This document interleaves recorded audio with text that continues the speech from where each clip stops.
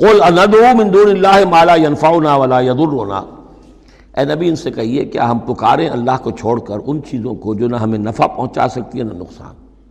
یہ بت کیا نفع پہنچائیں گے تمہیں، کیا نقصان پہنچائیں گے؟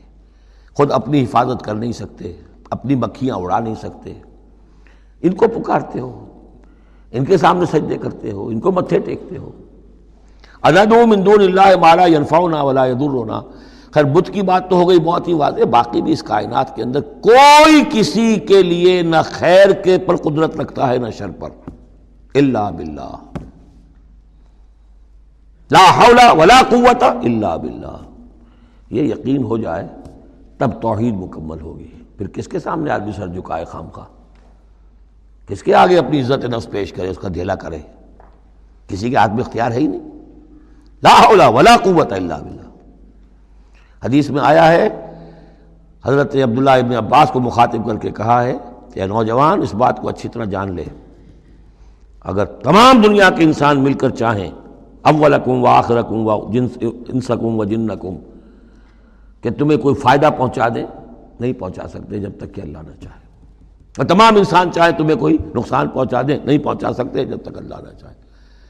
تو پھر یک درگیر و محکم گیر پکارو اللہ کو، کسی اور کو پکارنے کا، کسی اور سے سوال کرنے کا، کسی اور سے ڈرنے کا، کسی اور سے التجائیں کرنے کا، کسی اور کا استغاثہ کرنے کا، دہائی دینے کا کیا فائدہ؟ قل اندعو من دون اللہ ما لا ينفعنا ولا يضرنا ونرد على اعقابنا، اور ہم جو ہے اپنی ایڑیوں کے بل لوٹا دیے جائیں، بعد اذ ہدانا اللہ، جبکہ ہمیں تو اللہ نے ہدایت دے دی ہے۔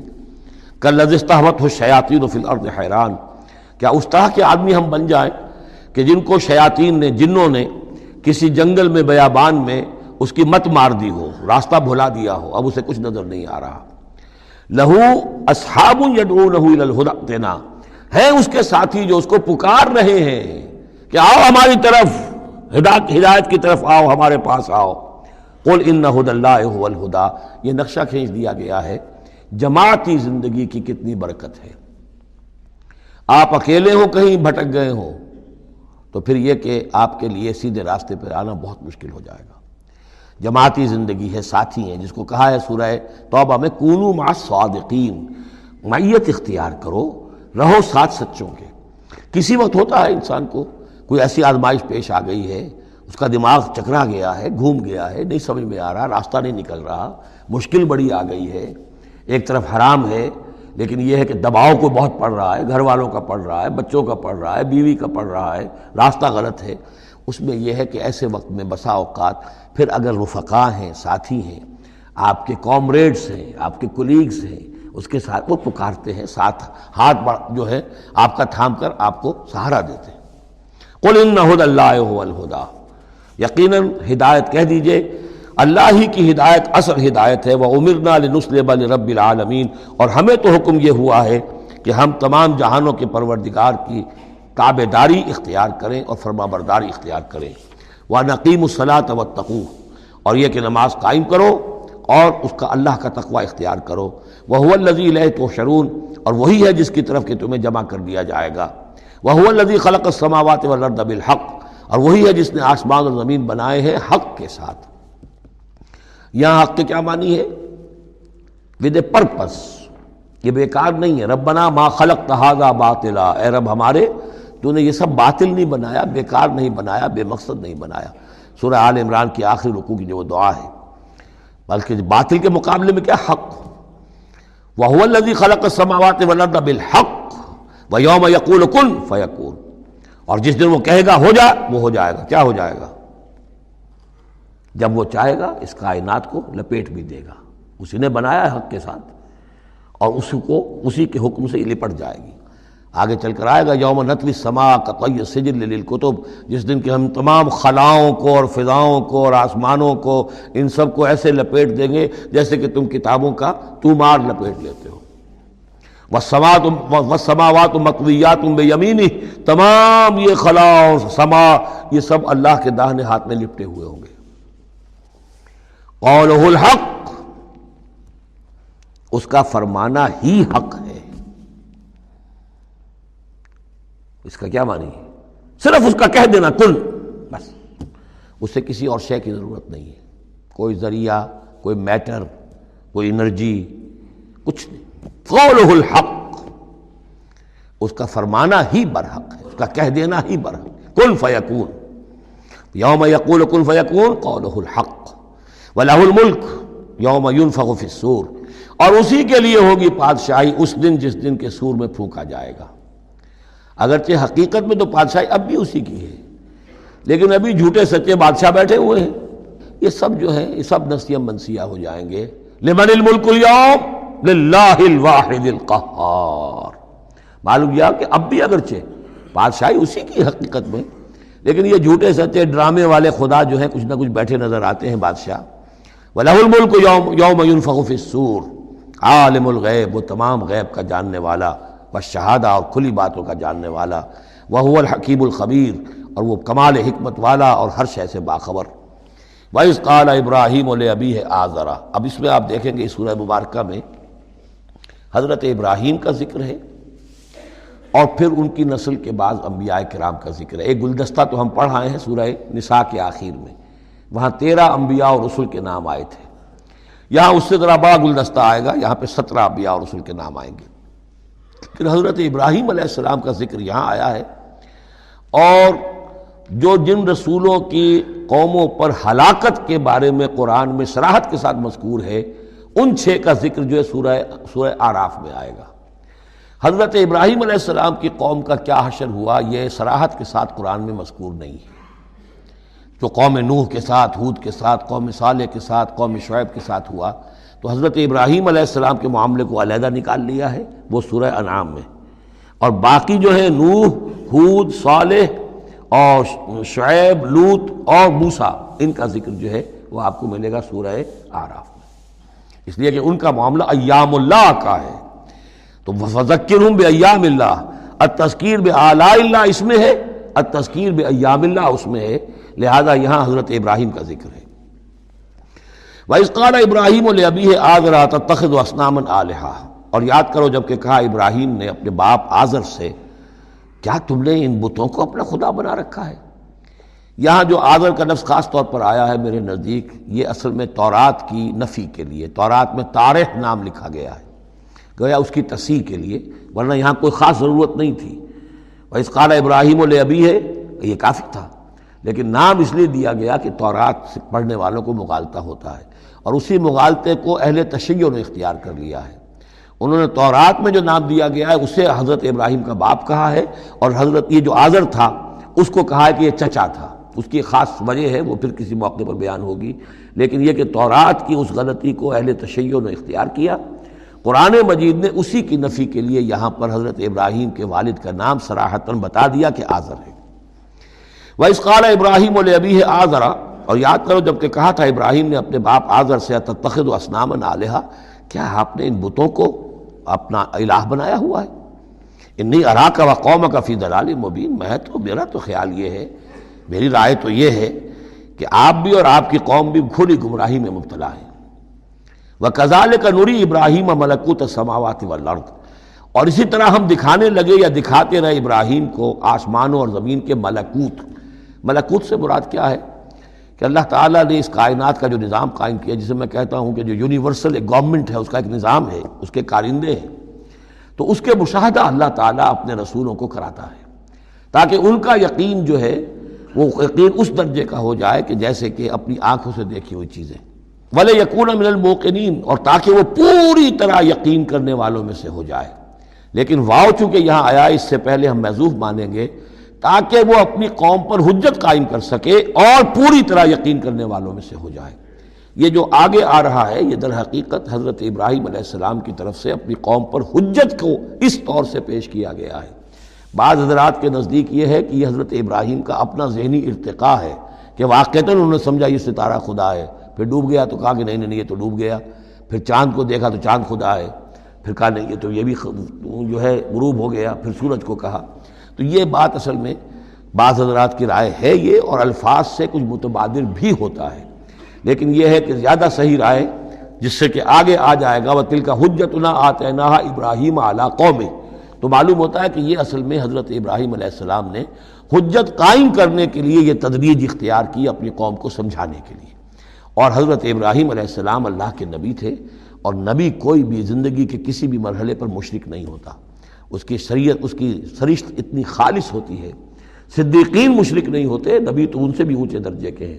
حضرت ابو بکر نے کبھی شرک نہیں کیا، حضرت عثمان نے کبھی شرک نہیں کیا، جو صدیقین ہیں صحابہ میں سے۔ وَكَذَلِكَ نُرِي إِبْرَاهِيمَ مَلَكُوتَ السَّمَاوَاتِ وَالْأَرْضِ وَلِيَكُونَ مِنَ الْمُوقِنِينَ فَلَمَّا جَنَّ عَلَيْهِ اللَّيْلُ، جب ان پر رات جو ہے اس نے تاریکی کر دی، رأى كوكبا، انہوں نے دیکھا ایک چمکدار ستارے کو، قال هذا ربی، انہوں نے کہا یہ میرا رب ہے۔ یہ گویا کہ کہنے کیا، ہاں یہ میرا رب ہے۔ اب یہ سوالیہ انداز بھی ہو سکتا ہے، ود سائن آف ایکسکلیمیشن ہو سکتا ہے کہ لوگوں کو کہنے کے لیے کہ یہ رب ہے، یہ انٹروگیشن کا بھی ہو سکتا ہے۔ هذا ربی فلما افل قال لا احب الافلین، جب وہ ڈوب گیا تو کہا بھائی یہ ڈوب جانے والی شے تو پھر میں تو پسند نہیں کر سکتا کہ میں اس کو اپنا خدا مان لوں۔ یہ قوم جو تھی ستارہ پرست بھی تھی، بت پرست بھی تھی، ستارہ پرست بھی تھی، اور نمبر 3 شاہ پرست بھی تھی۔ تینوں قسم کے شرک اس قوم میں موجود تھے کہ جس میں حضرت ابراہیم بھیجے گئے۔ یہ بیبیلونیا یا عراق، آج کا عراق، سابق بیبیلونیا، اس کا ایک شہر اس شہر کے بھی اب کھنڈرات نکل آئے ہیں، کھدائیاں ہو چکی ہیں۔ شہر میں پیدا ہوئے ہیں، پھر وہاں سے ہجرت کر کے فلسطین گئے ہیں، اور پھر حضرت اسماعیل کو آباد کیا ہے حجاز میں، اور اپنے بیٹے حضرت اسحاق کو آباد کیا ہے فلسطین میں۔ تو یہ ان کے ذہن میں رکھیے۔ اور اس وقت عراق میں یہ شرک جو ہے گھٹا ٹوپ اندھیرے تھے کہ ان کے ہاں بت پرستی بھی تھی، ستارہ پرستی بھی تھی، اور تیسرے یہ کہ بادشاہ بھی نمرود جو تھا وہ یہ کہتا تھا کہ میں خدا ہوں۔ اس کا مکالمہ جو ہے جو اس نے کیا تھا محاجہ حضرت ابراہیم سے، وہ سورہ بقرہ میں ہم پڑھ چکے ہیں۔ انا احیی و امید، میں بھی یہ اختیار رکھتا ہوں، جس کو چاہوں زندہ رکھوں، جس کو چاہوں مار دوں۔ فلما رأى القمر بازغا، جب انہوں نے دیکھا چاند چمکتا ہوا، قال ھذا ربی، کہا ہاں یہ معلوم ہوتا ہے کہ یہ ہے رب۔ فلما افل قال لئن لم يهدنی ربی، جب وہ بھی ڈوب گیا، غائب ہو گیا، تو انہوں نے کہا کہ اگر میرے رب نے مجھے ہدایت نہ دی تو پھر میں تو قوم ضالین میں سے ہو جاؤں گا۔ گویا کہ ابھی یہ الفاظ ہیں کہ جن سے اشارہ ہوتا ہے کہ شاید ابھی ان کا اپنا ذہنی اور فکری ارتقاء ہو رہا ہے۔ میں نے کہا تھا کہ الفاظ سے متبادر ہوتا ہے، لیکن یہ کہ ان دونوں چیزوں کو، دونوں سائڈز کو ناپ تول کر جو رائے بنتی ہے وہ دوسری ہے۔ فلما رأى الشمس بازغة، جب دیکھا سورج بہت چمکدار، قال ھذا ربی ھذا اکبر، تو فرمایا ہاں یہ ہے رب، یہ سب سے بڑا ہے۔ فلما افلت، جب وہ بھی ڈوب گیا، قال یا قوم انی بریء مما تشرکون، انہوں نے کہا اے میری قوم کے لوگوں، میں تو بری ہوں، اعلان برات کرتا ہوں ان سب سے جنہیں تم شریک ٹھہرا رہے ہو۔ انی وجہت وجہی للذی فطر السماوات والارض حنیفا، میں نے تو اپنا رخ کر لیا ہے، اپنا چہرہ جو ہے ادھر کر لیا ہے اس ہستی کی طرف جس نے آسمانوں اور زمین کو بنایا، یکسو ہو کر، وما انا من المشرکین، اور میں مشرکوں میں سے نہیں ہوں۔ وحاجہ قومہ، اب اس پر محاجہ کیا ان سے ان کی قوم نے، وہ حجت بازی شروع کر دی، یہ تم نے کیا کہہ دیا؟ سارے دیویوں کی نفی کر دی، سارے ستاروں کی نفی کر دی، ہر چیز کی نفی کر دی، اب تم پر مار پڑے گی فلاں دیوی کی اور فلاں ستارے کی نحوست جو ہے اس کا تم نے انکار کیا، اب تیار ہو جاؤ، اب تمہارے اوپر شامت آئے گی۔ قال تحاجونی فی اللہ وقد ہدان، انہوں نے فرمایا مجھ سے محاجہ کر رہے، حجت بازو کر رہے اللہ کے بارے میں، جبکہ اس نے تو مجھے ہدایت دے دی ہے، مجھے تو اللہ نے ہدایت دی ہے۔ ولا اخاف ما تشرکون بہ، اور مجھے کوئی خوف نہیں ان ہستیوں کا جنہیں تم شریک ٹھہرا رہے ہو، مجھے کوئی خوف نہیں۔ الا یشاء ربی شیئا، ہاں اللہ کو چاہے میرے ساتھ کہ کوئی تکلیف مجھے آ جائے، کوئی آزمائش آ جائے تو ٹھیک ہے، میرا رب ہے، لیکن مجھے کوئی کسی کا ڈر نہیں، نہ تمہارے کسی دیوی کا، نہ دیوتا کا، نہ کسی ستارے کی نحوست کا، اور نہ کسی اور کا۔ لا اخاف ما تشرکون بہ، تم جس کا مجھے ڈراوا دے رہے ہو مجھے ان میں سے کسی کا کوئی خوف نہیں۔ الا یشاء ربی شیئا، الا یہ کہ میرا رب میرے لیے کچھ چاہے، جو چاہے۔ وسع ربی کل شیء علما، یقیناً میرا رب جو ہے وہ تو ہر شے کے علم کے اعتبار سے احاطہ کیے ہوئے ہے۔ افلا تتذکرون، تو کیا تم عقل سے کام نہیں لیتے، تم نہیں سوچتے، نصیحت اخذ نہیں کرتے؟ وکیف اخاف ما اشرکتم، میں کیسے ڈروں ان سے جنہیں تم نے شریک ٹھہرا رکھا ہے۔ ولا تخافون انکم اشرکتم باللہ، جبکہ تم نہیں ڈرتے کہ تم نے اللہ کے ساتھ شریک ٹھہرا دیے۔ ما لم ينزل به علیکم سلطانا، اور ان ہستیوں کو شریک ٹھہرا دیا ہے جن کے لیے کہ اللہ نے کوئی سلطان کوئی سند نہیں اتاری۔ ہاں اللہ نے اپنی کتابوں میں کوئی سند اتاری ہوتی، عقل انسانی میں اس کی کوئی بنیاد ہوتی تو کوئی بات بھی ہوتی، نہ عقل میں نہ فطرت میں نہ کسی آسمانی کتاب میں کسی معبود کے لیے کوئی گنجائش نہیں ہے ہی نہیں۔ وَكَيْفَ أَخَافُ مَا أَشْرَكْتُمْ وَلَا تَخَافُونَ أَنَّكُمْ أَشْرَكْتُمْ بِاللَّهِ مَا لَمْ يُنَزِّلْ بِهِ عَلَيْكُمْ سُلْطَانًا فَأَيُّ الْفَرِيقَيْنِ أَحَقُّ بِالْأَمْنِ إِن كُنتُمْ تَعْلَمُونَ۔ تو اگر تم علم رکھتے ہو تو بتاؤ دونوں فریقین میں سے، یعنی ایک موحد ہے، ایک اللہ واحد پر ایمان رکھتا ہے، ساری قوت اس کے ہاتھ میں ہے، سارا اقتدار اس کا ہے، ہر شے اس کے قبضہ قدرت میں ہے۔ ایک وہ ہیں کہ جو اس کو ماننے کے ساتھ ساتھ کچھ اور چھوٹے دیوی دیوتا سینکڑوں جو ہیں وہ ان کو بھی مانتے ہیں۔ امن اور چین اور سکون کس کو میسر آئے گا؟ قلبی چین، روحانی اطمینان اور سکون۔ ای الفریقین احق بالامن، ان دونوں میں سے موحدین اور مشرکین میں سے امن، سکون، اطمینان، چین اور راحت کا کون زیادہ حقدار ہے؟ بتاؤ اگر تم جانتے ہو۔ اور اس کا جواب خود دیا، الذین آمنوا ولم یلبسوا ایمانہم بظلم، یقیناً وہ لوگ جو ایمان لائیں اور اپنے ایمان پر کسی طرح کے شرک کی آلودگی نہ ہونے دیں۔ یہاں لفظ ظلم آیا ہے، ظلم کسی چھوٹے گناہ کو بھی کہہ سکتے ہیں، اسی لیے اس پر صحابہ گھبرا گئے تھے کہ حضور کون شخص ہوگا کہ جس نے کبھی کوئی ظلم نہ کیا ہو، اور نہیں تو اپنے اوپر ظلم کرتا ہے آدمی، کسی پر ظلم کرتا ہے۔ تو اس کا تو مطلب ہے کوئی شخص بھی یہ جو مقام ہے جو یہاں بیان کیا جا رہا ہے اس کا جو سزاوار اور اس کا حقدار نہیں ہو سکتا۔ آپ نے فرمایا نہیں، یہاں ظلم سے مراد شرک ہے۔ پھر آپ نے سورہ لقمان کی آیت پڑھی، اس میں فرمایا کہ ان الشرک لظلم عظیم، وَإِذْ قَالَ لُقْمَانُ لِابْنِهِ يَا بُنَيَّ لَا تُشْرِكْ بِاللَّهِ إِنَّ الشِّرْكَ لَظُلْمٌ عَظِيمٌ۔ یہاں پر ظلم سے مراد شرک ہے، یعنی ایمان ایسا ہو کہ جو شرک کی ہر آلودگی سے پاک ہو۔ میں یہاں پھر تذکرہ کیے دیتا ہوں، شروع میں بھی عرض کیا تھا، شرک کسے کہتے ہیں، شرک کی قسمیں کون کون سی ہیں، کون کون سے بھیس بدل کر یہ شرک آتا ہے۔ باہر رنگے کے خواہی جامہ می پوش، من اندازے قدت را می شناسم، تم چاہے کسی بھی رنگ کا لباس پہن کے آ جاؤ، میں تمہیں تمہارے قد سے پہچان لوں گا۔ تو قد سے پہچاننا جو ہے شرک کا آسان نہیں ہے، بھیس بدلتا ہے یہ، اس کے لیے ضروری ہے۔ اور آج کے دور میں شرک کس کس شکل میں موجود ہے اس کا سمجھنا بہت اہم ہے۔ اس موضوع پر میرے 6 گھنٹے کے کیسٹس موجود ہیں۔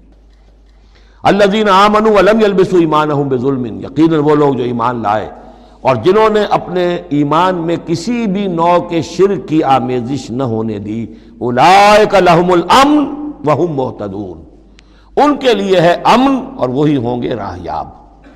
یہ امن اور ایمان اور اسلام اور سلامتی کا جو آپس میں تعلق ہے لفظی اعتبار سے، وہ اس دعا میں بہت نمایاں ہو جاتا ہے کہ جو حضور ہر نیا جو چاند دیکھتے تھے ہر مہینے کا تو دعا مانگتے تھے، اللہم اہلہ علینا بالامن والایمان والسلامت والاسلام۔